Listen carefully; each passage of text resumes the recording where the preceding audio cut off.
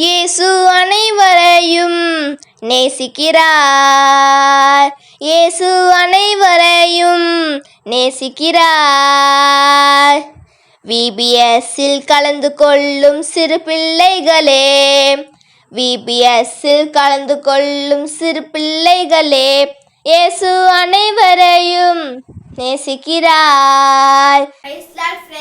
Jesus loves all knowledge VBS 2024க்கு கர்த்தராகிய இயேசு கிறிஸ்து நாமத்தில் உங்க அன்போடு வரவேற்கிறோம் ஃப்ரெண்ட்ஸ். இன்னைக்கு டேட்டி ப்ரோக்ராம்ல உங்களை பார்க்கறது ரொம்ப சந்தோஷம் ஃப்ரெண்ட்ஸ். நீங்க 10 days VBSல கலந்துக்கிறீங்க, gift வேணும் இல்லையா? அதுக்கு ரூல்ஸ் அண்ட் ரெகுலேஷன்ஸ் நீங்க ஃபாலோ பண்ணீங்கன்னா gift கிடைக்கும் ஃப்ரெண்ட்ஸ். இப்போ நம்ம ரூல்ஸ் அண்ட் ரெகுலேஷன்ஸ் கேட்கலாமா? Praise Lord children, Jesus loves all online VBS 2024க்கு கர்த்தராகிய இயேசு கிறிஸ்து நாமத்தில் உங்களை அன்புடன் வரவேற்கிறேன் சில்ட்ரன்ஸ். இந்த விபிஎஸ்ல கலந்து கொள்கிற பிள்ளைகள் ஆகிய நீங்கள் gift பெறணும் அப்படின்னா சில ரூல்ஸ் இருக்குது. ஆல்ரெடி ஆன்ட்டி உங்களுக்கு சொன்னது போல தான் கதையின் இறுதியில் கேட்கப்படுற 5 கேள்விக்கு நீங்கள் கரெக்டாக பதில் சொல்லணும். அதுக்கப்புறம் கிராஃப்ட்டு ரொம்ப ஈஸியான கிராஃப்ட்டு தான். அந்த கிராஃப்டை அழகாக பண்ணி ஃபோட்டோ எடுத்து வாட்ஸ்அப் நம்பருக்கு அனுப்பணும். அதுக்கப்புறம் மனப்பாட வசனம் ரொம்ப முக்கியமானது. மனப்பாட வசனம் தமிழ் இங்கிலீஷில் நீங்கள் மெமரி பண்ணி என்ன பண்ணணும், ஒரு நோட்லேயும் எழுதி ஃபோட்டோ எடுத்து அனுப்பணும், ப்ளஸ் மெமரி பண்ணி ஆடியோ அனுப்பணும். ஓகேங்களா? இந்த ரூல்ஸை நீங்கள் ஃபாலோ பண்ணும்பொழுது இந்த விபிஎஸ் 10 நாட்கள் முடிந்த பிறகு உங்கள் வீட்டுக்கே நாங்கள் கிஃப்டை கொரியர் பண்ணுவோம். சரிங்களா? இப்போ வாங்க ஆன்ட்டி கூட சேர்ந்து நம்ம எல்லாரும் சேர்ந்து முழங்கால் படியிட்டு ஜெபம் பண்ணுவோம். Praise the Lord childrens, இப்போ நம்ம ப்ரேயர் டைமுக்கு வந்திருக்கோம். நீங்கள் எல்லாரும் கண்களை மூடி முழங்கால் படிட்டு ஏசப்பாவை நோக்கி பார்க்கலாமா? விபிஎஸ்க்காக நம்ம ஜெபிக்கலாமா? வாங்க ஜெபிக்கலாம். ஸ்தோத்திரம் அப்பா, எங்கள் அன்பின் பரலோக பிதாவே உமக்கு ஸ்தோத்திரம். கர்த்தாதி கர்த்தாவே உமக்கு ஸ்தோத்திரம். ராஜாதி ராஜாவே உமக்கு ஸ்தோத்திரம். அப்பா, இந்த சிறு பிள்ளைகளோடு இணைந்து நாங்கள் ஜெபிக்கிறோம் ஆண்டவரே. அப்பா, எங்கள் ஜெபத்தை கேட்கிறவரே அப்பா, அந்த விபிஎஸ் உங்களுடைய கரத்தில் ஒப்பு கொடுக்கிறோம். ஜீசஸ் லவ்ஸ் ஆல் விபிஎஸ் ஆண்டவரே 2024 ஆண்டவரே, இந்த வருட விபிஎஸ் உங்களுடைய கரத்தில் ஒப்பு கொடுக்கிறோம் ஆவியானவரே. இந்த ஆன்லைனில் கலந்து கொள்கிற ஒவ்வொரு பிள்ளைகளையும் இயேசுவின் கருத்துக்குள்ள ஒப்பு கொடுக்கிறோம் ஆவியானவரே. உங்களுடைய பிரசன்னம் ஆரம்பம் முதல் முடிவு வரை ஆளுகை செய்யட்டும் ஆவியானவரே. அப்பா, இந்த விபிஎஸ்ல என்னென்ன ஆண்டவரே ஜப நேரம், அப்பா மனப்பாட வசனம், கதை நேரம், கிராஃப்ட் டைமாக இருக்கலாம், பாடல் நேரமாக இருக்கலாம், எல்லா நேரத்தையும் உமது கரத்தில் ஒப்படைக்கிறோம் ஆவியானவர். நீரே ஒவ்வொரு பிள்ளைகளையும் ஆளுகை செய்வீராக ஆண்டவரே. நீர் வழி நடத்துவீராக அப்பா. அவங்க ஒரு மனதோடு கவனிக்க அப்பா ஒரு உணர்வுள்ள ஆவியை கொடுப்பீராக ராஜா. சிந்தைகளில் ஆண்டவரை விளாட்டுத்தனத்தோடு இல்லாதபடிக்கு பயபக்தியால் தேவ சமூகத்தில் ஆண்டவரை இருக்கிற இடத்துல அமர்ந்து அதை கவனித்து கர்த்தரை மகிமைப்படுத்தும்படியாக அந்த பிள்ளைகளை நீர் அப்பா அப்படி ஒரு ஞானமுள்ள ஆவியை கொடுத்து அவர்களை நீர் ஆசீர்வதிப்பீராக ஆண்டவரே. இந்த விபிஎஸ்ல ஆரம்பம் முதல் முடிவு வரைக்கும் நீர் ஆளுகை செய்து ஆண்டவரே அநேக ஆசீர்வாதங்களால அனைவரையும் நீர் ஆசீர்வதிக்க போறதுக்காக கர்த்தருக்கு கோடான கொடி ஸ்தோத்திரம் ஆண்டவரே. அப்பா ஸ்தோத்திரம். இந்த விபிஎஸ்ஐ சொல்லி தருகிற டீச்சர்களையும் ஆசீர்வதிங்க அப்பா. அவங்களுக்கு தேவையான விசேஷித்த ஞானத்தை கொடுத்து அப்பா அவங்களுக்கு சரீரங்களை சுக பலன் ஆரோக்கியத்தை கொடுத்து நீர் பாதுகாத்து கொள்ளுங்க ஆண்டவரே. நன்றி அப்பா தகப்பனே. ஒவ்வொரு பிள்ளைங்களையும் ஆண்டவரே பலவீனம் சுகவீனம் வராதபடிக்கு ஆண்டவரே தடை வராதபடிக்கு விபிஎஸ்ல அனைவரும் கலந்து கொள்ளணும். கலந்து கொள்ளுகிற ஒவ்வொருவரையும் ஆசீர்வதிப்பீராக ராஜா. நன்றி அப்பா தகப்பனே, உமக்கு நன்றி. எல்லா துதி கன மகிமையும் ஒருவருக்கே செலுத்துகிறோம். இயேசுவின் மூலம் ஜெபிக்கிறோம் நல்ல பிதாவே, ஆமென்.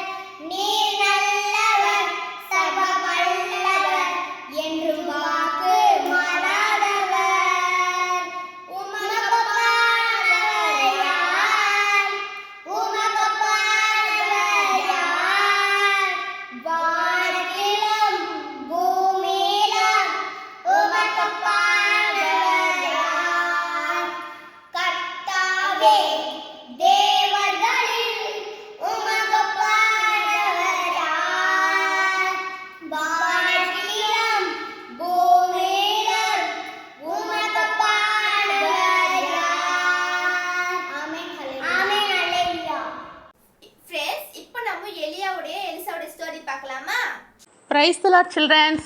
இப்போ நம்ம ரெட்டிப்பான வரம் என்ற தலைப்பில் கதையை கேட்க போகிறோம் சில்ட்ரன்ஸ். 2 ராஜாக்கள் 2ஆம் அதிகாரத்தில் எழுதப்பட்ட சம்பவத்தை ஆன்ட்டி உங்களுக்கு கதையாக சொல்ல போகிறேன். கதையை கவனமாக கேட்கணும். அப்போ தான் கதையின் இறுதியில் ஆன்ட்டி கேட்குற கேள்விகளுக்கு உங்களால் பதில் சொல்ல முடியும். கவனமாக கதையை கேட்கலாமா? உங்கள் எல்லாருக்கும் கதையை கேட்க ரொம்ப பிடிக்கும் தானே? எலியா அப்படின்னு ஒரு தீர்க்கதரிசி இருந்தாராம். எலியாவுடைய அசிஸ்டண்ட் யாருன்னு பார்த்தீங்கன்னா எலிசா. எலியா எலிசா சொல்லுங்க பார்க்கலாம். எலியா எலிசா. ஆமாம், எலியா சுழல் காற்றில் எடுத்துக்கொள்ளப்பட போகிறாரு. அதற்கு முன்பாக நடந்த சம்பவத்தை தான் ஆன்ட்டி இப்போ கதையாக சொல்ல போகிறேன். எலியா என்ன பண்ணுறாரு, எங்கே இருக்கிறாரு அப்படின்னா கில்கால். எங்கே சொல்லுங்கள் பார்க்கலாம். கில்கால் அந்த இடத்துல தான் இருக்கிறாரு. அப்போ எலியா கிட்ட ஆண்டவர் சொல்கிறாரு, நீ பெத்தேலுக்கு போ அப்படின்னு சொல்கிறாரு. எங்கே சொல்கிறாரு? பெத்தேலுக்கு போ அப்படின்னு சொல்கிறாரு. அப்போ எலியா எலிசா கிட்ட சொல்கிறாரு, எலிசா நீ இங்கேயே இரு, கர்த்தர் என்ன பெத்தேலுக்கு போக சொல்கிறாரு, அதனால நீ இங்கேயே இரு அப்படின்னு சொல்கிறாரு. அதற்கு எலிசா சொல்கிறாரு, நான் உம்மை விட மாட்டேன், நீங்கள் எங்கே போனாலும் உங்கள் கூட தான் வருவேன் அப்படின்னு என் ஜீவனை கொண்டும் கர்த்தருடைய ஜீவனை கொண்டும் சொல்கிறேன் அப்படின்னு 2 பேரும் பெத்தேல் வரைக்கும் போகிறாங்க. அவர் ஸ்ட்ராங்காக இருக்கிறாரு. எலிசா ரொம்ப ஸ்ட்ராங்காக இருக்கார். எலியா தீர்க்கதரிசி எங்கே போனாலும் கூடவே போகணும் அப்படி என்ற ஒரு ஸ்ட்ராங்னஸ்ஸாக அவர் இருக்கிறதால என்ன பண்ணுறாரு, எலியா பெத்தேலுக்கு போகும்பொழுது கூடவே போகிறாரு. அந்த பெத்தேலில் தீர்க்கதரிசிகள் கொஞ்சம் பேர் இருக்கிறாங்க. கொஞ்சம் பேர் தீர்க்கதரிசிகள் என்ன பண்ணுறாங்க, எலிசா கிட்ட இன்னைக்கு கர்த்தர் எலியாவை, அதாவது உன் எஜமான உன்னை விட்டு எடுத்துக்கொள்ள போகிறாரு, உனக்கு தெரியுமா அப்படின்னு சொல்கிறாங்க. அதுக்கு எலிசா சொல்கிறாரு, எனக்கு தெரியும், நீங்கள் சும்மா இருங்க அப்படின்னு சொல்கிறாரு. தீர்க்கதரிசினா யார் தெரியுமா? தேவனுடைய சத்தத்தை கேட்குறவங்க. அதாவது நடக்க போகிற காரியத்தை முன்னாடியே சொல்கிறவங்க தான் இந்த தீர்க்கதரிசி. ஓகேங்களா? அப்புறம் எலியா எலிசா பார்த்து சொல்கிறாரு, நீ இங்கேயே இருப்பா, கர்த்தர் என்ன எரிகோவுக்கு போக சொல்கிறாரு, அதனால் நீ இங்கேயே இருக்கிறியா அப்படின்னு கேட்குறாரு. உடனே எலிசா சொல்கிறாரு, இல்லை நான் எங்கேயுமே உங்களை போக விட மாட்டேன், கர்த்தருடைய ஜீவனை கொண்டும் என்னுடைய ஜீவனை கொண்டு சொல்கிறேன், நான் அவங்க கூட தான் வருவேன், நான் எரிகோவுக்கு வந்தே தீருவேன் அப்படின்னு சொல்லிட்டு சொல்கிறாரு. சரி, உடனே எலியாவும் எலிசாவும் எரிகோவுக்கு போகிறாங்க.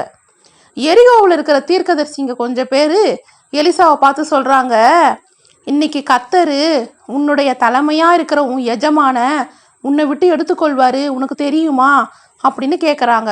அதுக்கு அவன் சொல்கிறான், எனக்கு தெரியும், நீங்கள் சும்மா இருங்க அப்படின்னு ரொம்ப சோகமாக சொல்கிறாரு. அதுக்கப்புறம் எலியா கிட்ட ஆண்டவர் சொல்கிறாரு, நீ யோர்தானுக்கு போ அப்படின்னு கர்த்தர் எலியா கிட்ட சொல்கிறாரு. உடனே எலியா எலிசா கிட்ட சொல்கிறாரு, நீ இங்கேயே இரு எலிசா, கர்த்தர் என்னை யோர்தானுக்கு அனுப்புகிறாரு அப்படின்னு சொல்கிறாரு. அதுக்கு எலிசா சொல்கிறாரு, இல்லை நான் உங்களை விடவே மாட்டேன், கர்த்தருடைய ஜீவனை கொண்டும் என் ஜீவனை கொண்டும் சொல்கிறேன், நானும் உங்கள் கூட வருவேன், நீங்கள் எங்கே போனாலும் நாங்கள் அங்கே வருவே தீருவேன் அப்படின்னு சொல்கிறாரு. சரி, 2 பேரும் சேர்ந்து யோர்தானுக்கு போகிறாங்க. பாருங்க, கில்காலிலிருந்து 2 பேரும் ஃபஸ்ட்டு பெத்தேலுக்கு வந்தாங்க, அதுக்கப்புறம் எரிகோவுக்கு வந்தாங்க, அதுக்கப்புறம் இப்போ யோர்தானுக்கும் வந்துட்டாங்க. யோர்தானில் ஒரு 50 தீர்க்கதரிசிங்க. எத்தனை தீர்க்கதரிசிங்க? ஒரு 50 தீர்க்கதரிசிங்க இருந்துக்கிட்டு எலியாவையும் எலிசாவையும் பார்த்துக்கிட்டே இருக்காங்க. எலியாவும் எலிசாவும் இப்போ யோர்தான் கரையில் நிற்கிறாங்க. யோர்தான்னா என்ன தெரியுமா? அது ஒரு பெரிய ரிவர், கடல் மாதிரி இருக்கும். ரிவர் தண்ணி, ஆறு பாரி என்ன பண்ணியும் தண்ணி போயிட்டே இருக்கும், புரண்டு தண்ணி போயிட்டே இருக்கும். அந்த ஆறை கடக்கணும்னா என்ன பண்ணணும்? படகுலையோ கப்பலில் தானே போகணும். இப்போ இந்த யோர்தானை எலியாவும் எலிசாவும் எப்படி கடக்க போகிறாங்க அப்படின்னு எல்லா தீர்க்கதரிசியும் பார்த்துக்கிட்டே இருக்கிறாங்க. எலியா என்ன பண்ணுறாரு தெரியுமா? தான் தோளில் சால்வை போட்டுன்னு இருப்பாங்கல்ல, அந்த சால்வையை எடுத்து நல்லா முறுக்கி தண்ணீரை ஓங்கி அடிக்கிறாரு. ஓங்கி அடித்த உடனே அது தண்ணீர் பார்த்திங்கன்னா 2 பக்கமும் அப்படியே பிரிஞ்சிடுது. தரை பார்த்திங்கன்னா இப்போது ரொம்ப நாள் ரோட்டில் தண்ணி மழை பெஞ்சதுன்னா அந்த ரோடு எப்படி இருக்கும்? சொதன்னு இருக்கும் இல்லையா? ஒரு 2 நாள் மழை பெஞ்சாவே தண்ணி இருக்கிற இடம் ரொம்ப சொதன்னு இருக்கும். ஆனால் அப்படிப்பட்ட ஆறு இருக்கிற இடம் எப்படி இருக்கணும்? ரொம்ப பயங்கரமாக இருக்கும்ல, ரொம்ப குழன்னு இருக்கும், தண்ணி காலை வைக்க முடியாது அந்த இதில். ஆனால் உலர்ந்து தரை போல் ரோடு போல் ஆயிடுச்சான் பாருங்க. 2 பேரும் அவர் சால்வை எடுத்து அடித்த உடனே அந்த யோர்தான் பிளக்குது இல்லையா, ரோடு மாதிரி ஆயிடுச்சான். 2 பேரும் நடந்து அந்த கரையை கடந்து அந்த சைடு போயிடுறாங்களாம். உடனே எலியா கேட்குறாராம் எலிசா கிட்ட, சரிப்பா நான் உன்னை விட்டு எடுத்துக்கொள்ள போகிறேன், கர்த்தர் என்னை எடுத்துக்கொள்ள போகிறாரு, உனக்கு ஏதாவது வேணுமா கேளுப்பா, நான் எடுத்துக்கொள்றதுக்கு முன்னாடி உனக்கு ஏதாவது வேணும்னா சொல்லு, நான் உனக்கு தரேன் அப்படின்னு சொல்கிறாரு. அதற்கு எலிசா கேட்குறாரு, உம்மிடத்தில் இருக்கிற ஆவியின் வரம் எனக்கு ரெட்டிப்பாக கிடைக்கணும் அப்படின்னு உண்மை வேண்டிக் கொள்கிறேன்னு சொல்கிறாரு. என்ன சொல்கிறாரு? அவர்கிட்ட ஒரு கிஃப்ட் இருக்குல்ல, வரம். என்ன வரம்? அந்த சால்வையை எடுத்து யோர்தான் அடித்தா யோர்தான் 2ஆ பிளக்குது. அது மட்டும் இல்லாமல் எலியா நிறைய அற்புதங்கள் செய்கிறாரு, மரித்தவங்களை உயிரோடு எழுப்புறாரு. அது மட்டும் இல்லாமல் நிறைய மிராக்கள் கர்த்தர் எலியாவை கொண்டு செய்கிறாரு. அதாவது இஸ்ரேல் ஜனங்கள் எல்லாருமே பாகால் தான் தெய்வம் அப்படின்னு இருக்கும் பொழுது, ராஜாவிலிருந்து இஸ்ரேல் தேசத்து ஜனங்கள்லேருந்து எல்லாருமே பாகால் தான் தெய்வம் அப்படின்னு இருக்கும் பொழுது அவர் என்ன பண்ணுறாரு தெரியுமா? வானத்திலிருந்து அக்னியை கொண்டு காலையே தண்ணீரால் நிரப்பப்பட்ட ஒரு காலையே என்ன பண்ணுறாரு? வானத்திலிருந்து அக்னியே பட்சிக்கும்படி செய்து இஸ்ரேல் ஜனங்க எல்லாருமே முழங்கால் படியிட்டு கர்த்தரே தெய்வம், இயேசுவே ஆண்டவர், கர்த்தரே தெய்வம் அப்படின்னு சொல்கிற வகையில் பெரிய மிராக்கள், பெரிய மிராக்களை எலியா தீர்க்கதரிசியை கொண்டு கர்த்தர் செய்தார். இப்படிப்பட்ட அற்புதங்கள் எல்லாம் நானும் செய்யணும், எனக்கு ரெட்டிப்பான வரம் வேணும் அப்படின்னு எலியா கிட்ட கேட்குறாரு. அதற்கு எலியா சொல்கிறாரு, அப்பா நீ ரொம்ப பெரிய கிஃப்டை தான் கேட்குற, சரி ஓகே உனக்கு கண்டிப்பாக கிடைக்கும், ஆனால் நான் எடுத்துக்கொள்ளப்படுறத நீ பார்க்கணும், நீ பார்த்தனா உனக்கு கண்டிப்பாக கிடைக்கும், பார்க்கலன்னா உனக்கு கிடைக்காதுப்பா அப்படின்னு சொல்கிறாரு. இல்லை நான் கண்டிப்பாக பார்ப்பேன் அப்படின்னு அவங்க பேசிக்கிட்டே இருக்கிற நேரத்தில் திடீர்னு அக்னிமயமான ரதம், அக்னிமயமான குதிரை அங்கே வருது. 2 பேருக்கு நடுவில் ஒரு பெரிய அக்னிமயமான ரதம் குதிரையும் வருது. எலியா அப்படியே அந்த ரதத்தில் ஏறி உக்காந்துடுறாரு. எலிசா ஷாக் ஆயிடுறாரு, அப்படியே பயம் வந்துடுறாரு. ஏன்னா அவங்க பெரிய ஃபயர், பெரிய அக்னி, பெரிய குதிரைகள், அக்னிமயமான ரதங்கள், குதிரைகள் அங்கே வந்த உடனே அப்படியே எலிசாவுக்கு அப்படியே ஷாக் ஆயிடுது. அப்படின்னு அப்படியே வாயை பொழந்து பார்த்துக்கிட்டே இருக்கிறாரு. அந்த நேரத்தில் எலியா என்ன பண்ணுறாரு தெரியுமா? அக்னிமயமான ரதத்தில் உக்காந்து தன்னுடைய சால்வையை எடுத்து எலிசா மேலே போடுறாரு. அப்படியே அவர் பார்த்துட்டே இருக்கும்போது ஒரு சுழல் காற்று அந்த சுழல் காற்றில் எலியா அக்னிமயமான ரதத்தில் அப்படியே பரலோகத்தில் எடுத்துக்கொள்ளப்படுறாரு. இதை அவர் பார்க்கும் பொழுது எலிசா அழறாரு, என் தகப்பனே இஸ்ரவேலுக்கு ரதமும் குதிரை வீரருமா இருந்தவரே அப்படின்னு சொல்லிட்டு என்ன பண்றாரு? ஓன்னு அழறாரு. ஏன்னா எலிசாக்கு எலியா ஒரு ரோல் மாடலா இருக்கிறாரு, ஒரு முன்மாதிரியான ஒரு தகப்பனா இருக்கிறாரு, ஆவிக்குரிய தகப்பனா இருக்கிறாரு. ஒரு ஆவிக்குரிய தகப்பன் பிரியும் பொழுது அவரால் தாங்க முடியல, கண்லேருந்து தண்ணி வருது, அப்படியே அப்படின்னு அழுதுகிட்டே என்ன பண்றாரு? ரொம்ப மனசு வேதனையோடு கூட எலியாவுடைய சால்வையை எடுத்து ஷோல்டரில் போட்டுக்கிட்டு அந்த இடத்த விட்டு போகிறாரு. இப்போ யோர்தான் இருக்கு, யோர்தான் எப்படி இவர் கடக்க போகிறாரு? இப்போ அங்கே ஒரு மிராக்கள் நடக்கணும் இல்லையா? எலியாவுக்கு ஒரு அற்புதம் நடந்தது, எலியாவை கொண்டு கர்த்தர் யோர்தானை பிளந்தாரு. இப்போ எலிசா ஒரு அசிஸ்டண்ட் தான், அவரை கொண்டு எப்படி அற்புதம் நடக்க போகுதுன்னு பார்க்கலாமா? இப்போ அங்கே ஒரு இயற்கைக்கு அப்பாற்பட்ட ஒரு அதிசயம் நடக்க போகுது. கர்த்தர் எலிசாவை கொண்டு அந்த அற்புதத்தை செய்ய போறாரு. இத்தனை நாள் எலியாவை கொண்டு செய்தவர் இப்போ எலிசாவை கொண்டு செய்ய போறாரு. சால்வை இருக்கு, என்ன பண்ணுறாரு, அந்த சால்வையை எடுக்கிறாரு, யோர்தான் மேலே அடிக்கிறாரு. அடிக்கும்போது சொல்கிறாரு, எலியாவின் தேவன் எங்கே அப்படின்னு சத்தமாக என்ன பண்ணுறாரு சொல்லி அந்த சால்வையை எடுத்து யோர்தான் மேலே அடிக்கும் பொழுது யோர்தான் ரெண்டா குவியலா அப்படியே நிற்கிது. அழகாக அந்த யோர்தானில் எலிசா என்ன பண்ணுறாரு, நடந்து வராரு. இதை தீர்க்கதரிசிகள் பார்த்துக்கிறாங்க. என்னடா இது, ஃபஸ்ட்டு எலிசா அடித்தாரு, ரெண்டா பிளந்தது. எலியா அடித்தாரு, ரெண்டா பிளந்தது. இப்போ எலிசா தனியாக அதே மாதிரி யோர்தானை ரெண்டா பிளக்கவும் தனியாக நடந்தும் வராருன்னா அப்போ எலியாவின் அபிஷேகம் எலிசா மேலே வந்துருச்சுடா, அப்போ இவர் தானே நமக்கு தலைவன் அப்படின்னு சொல்லிட்டு என்ன பண்ணுறாங்க, எல்லாரும் சாஸ்தாங்கமாக எலிசாவுடைய காலில் விழுந்துடுறாங்க. விழுந்துட்டு சொல்கிறாங்க, ஒரு 50 பேர் சொல்கிறாங்க, ஏங்க நாங்கள் வந்து எலியாவை தேடி போகிறோம்.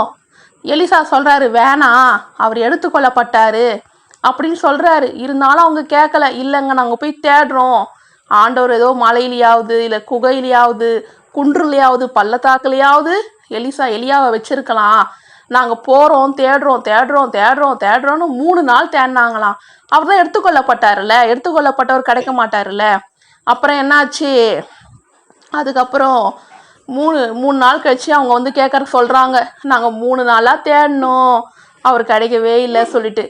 எலிசா சொல்கிறாரு, நான் தான் உங்களுக்கு சொன்னேன்ல, போய் தேடாதீங்கன்னு சொன்னேன்ல, அவர் எடுத்துக்கொள்ளப்பட்டார் அப்படின்னு சொன்னார். சில்ட்ரன்ஸ், இந்த கதையிலேருந்து நீங்கள் என்ன தெரிஞ்சுக்கிட்டீங்க சொல்லுங்கள் பார்க்கலாம். அந்த எலிசா தீர்க்கதரிசி எலியா தீர்க்கதரிசியை எப்படி பின்பற்றுறாரு, நீங்கள் எங்கே போனாலும் நான் உங்கள் கூட வந்தே தீருவேன்.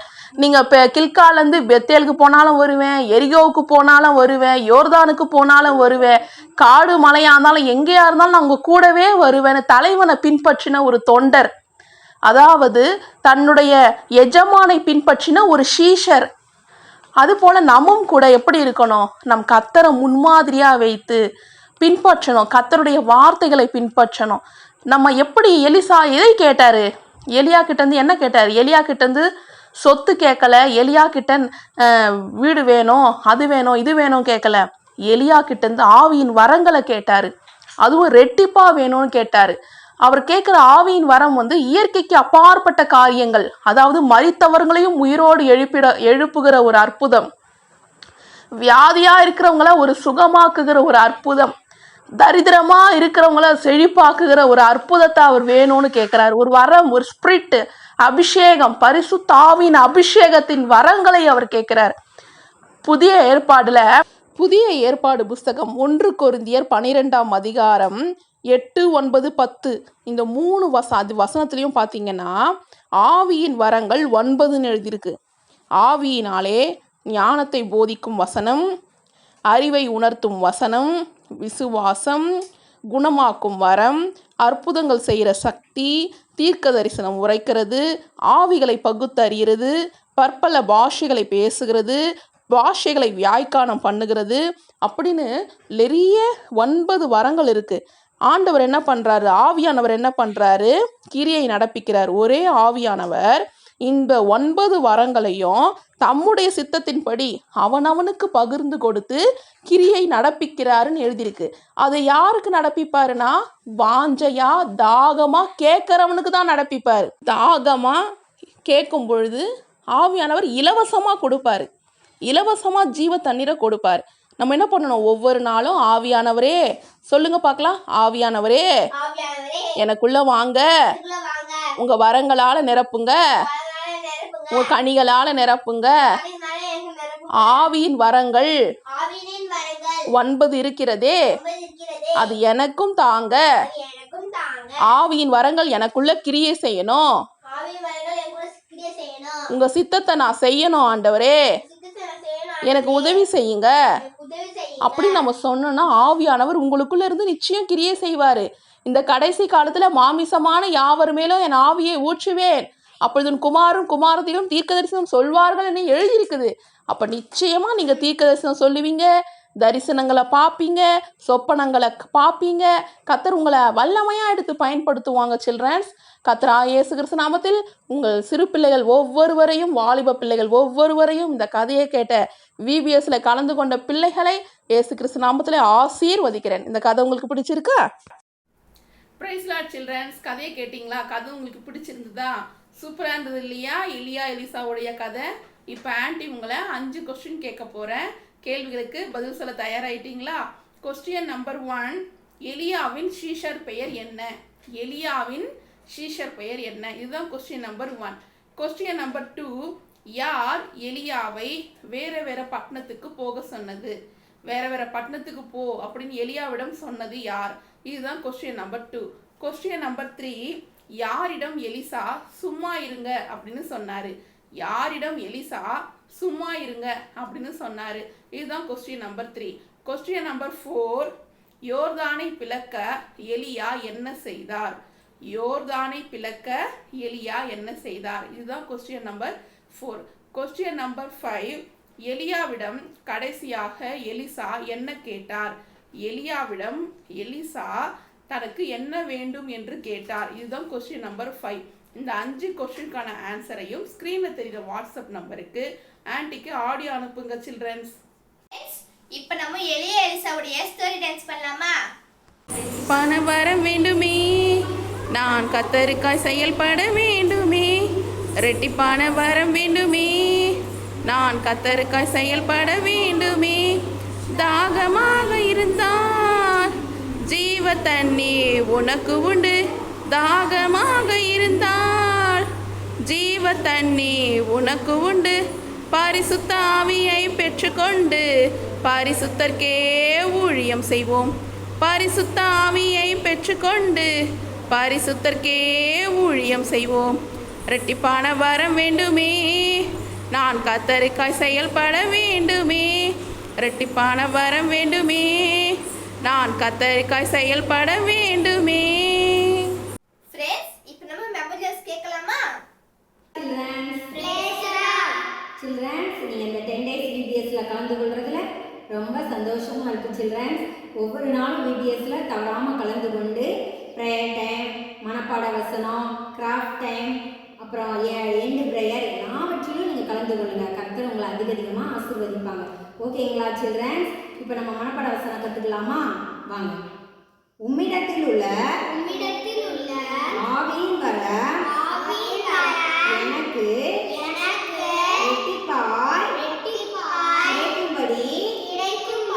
வேண்டுகிறேன். 2 ராஜாக்கள் 2வது அதிகாரம் 9வது வசனம். Okay children, super. இப்போ வந்து நம்ம இங்கிலீஷ்ல சொல்லலாமா? Please let a double portion of your spread be upon me. 2 Kings chapter 2 verse 9.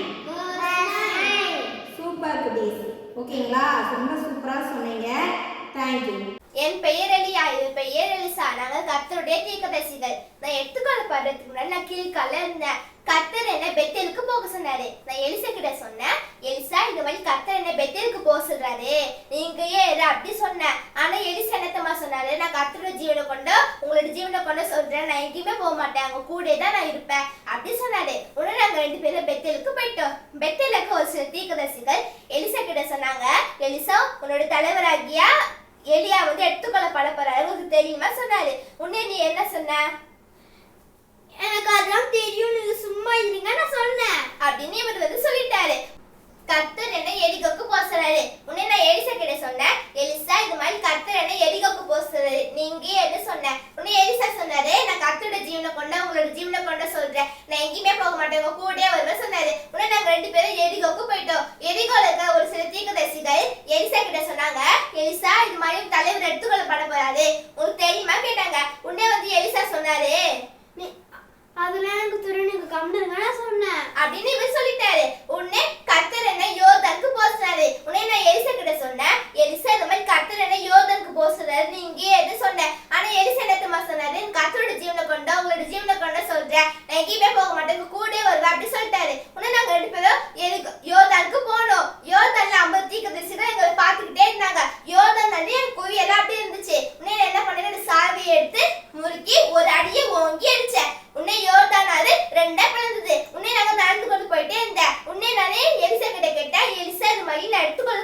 முன்னாடி உனக்கு என்ன வேணும் அப்படின்னு கேட்டேன். உடனே அவர் சொன்னாரு, எனக்கு உண்மைட்டு உள்ள எனக்கு ரெட்டிப்பான வரம் வேணும்படி நான் வேண்டிக் கொள்கிறேன் நான் கேட்டேன். உடனே நான் எலிசா கிட்ட சொன்னேன், நீ கேட்டது ரொம்ப பெரிய விஷயம், நான் எடுத்துக்கொள்ள பார்த்தது நீ பார்த்தா உனக்கு இந்த ரெட்டிப்பான வரம் கிடைக்கும் அப்படின்னு சொன்னேன். எனக்கு பேசிட்டே இருக்கும் போது அக்னிமயமான ரதங்களும் அக்னிமயமான குதிரைகளும் இருந்தது. உடனே நான் அப்படியே குதிரை மேல ஏறிக்கிட்டேன். என்னுடைய சால்வையை எடுத்து எலிசா மேல ஏறி போட்டுட்டேன்.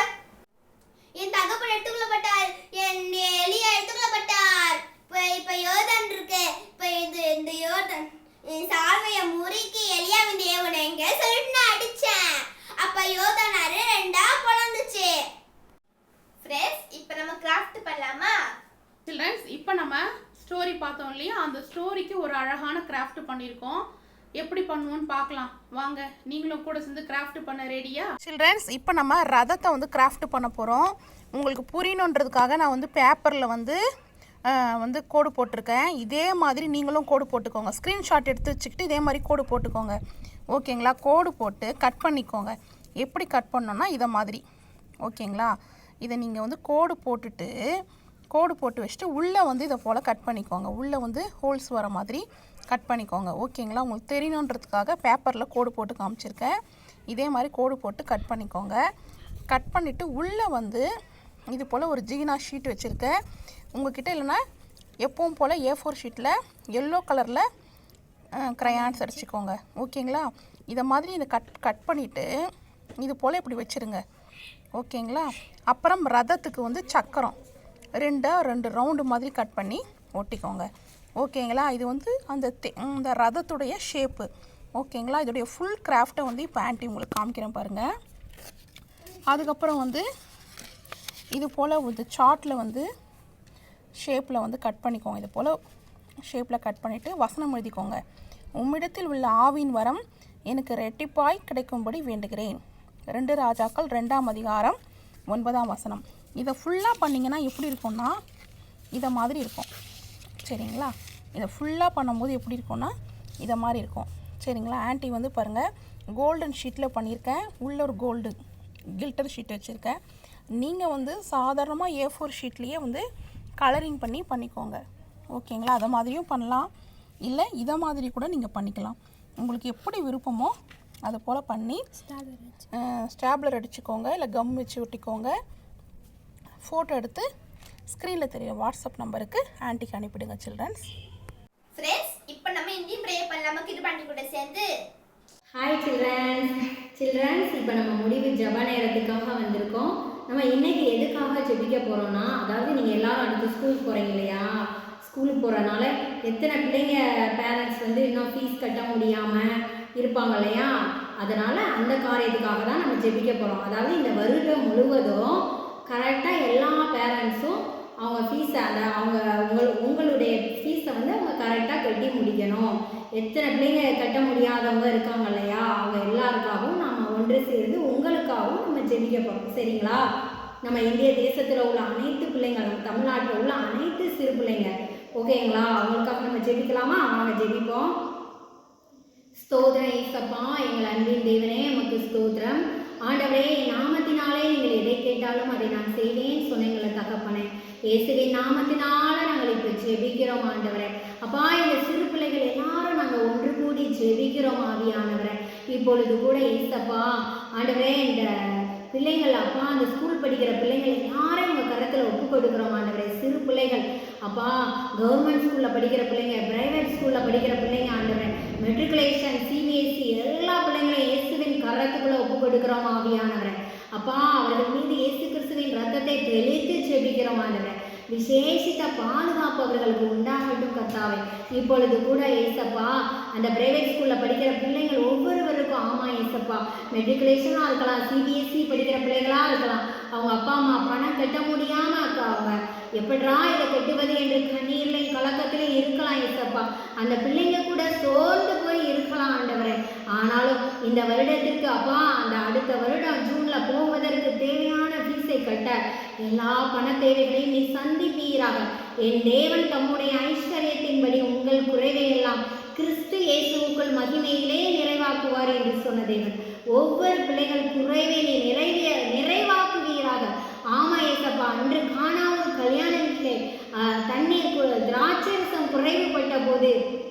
அந்த தண்ணீரை, வெறும் தண்ணீரை திராட்சரசமாக மாற்றினீர் அல்லவா.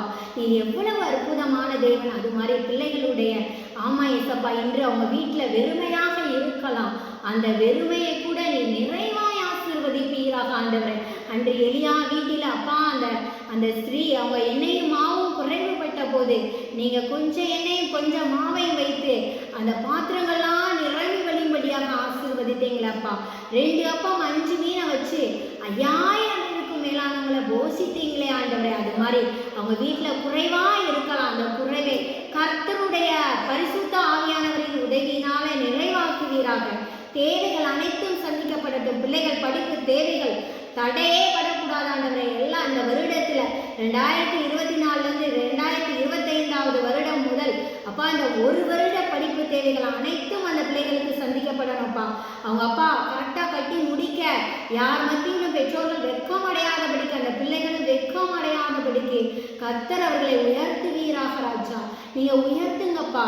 அவர்களுடைய துக்கங்கள் சந்தோஷமாக மாறட்டும், கவலைகள் மாறட்டும், கண்ணீர்கள் மாறட்டும் ஆண்டவரே. இந்த இந்திய தேசத்தில் அப்படி வறுமையில் கெட்ட முடியாத பிள்ளைங்க யாருமே இருக்கக்கூடாதுப்பா. ஆமா ராஜா, எல்லா பிள்ளைகளுடைய படிப்பு தேவைகளை நீ சந்திக்க போறதுக்காக கர்த்தருக்கு கொடான கொடி ஸ்தோத்திரம்.